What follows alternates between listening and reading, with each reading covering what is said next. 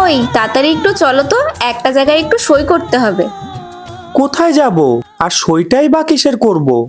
ওই টুম্পা বৌদির বাড়িতে গোষ্ঠীর লোন বসেছে, ওখানে আমি ফর্ম জমা দিয়েছি কিছু টাকা লোন নেবো বলে। আগের লোনটাই শোধ হয়নি, আবার তুমি লোন নেবে? আরে আগের লোনটা ঠিক শোধ হয়ে যাবে, এই লোনটা নিয়ে একটা টিভি কিনবো। লোকের বাড়িতে আর কতদিনই বা সিরিয়াল দেখতে যাব। চলো তো তুমি।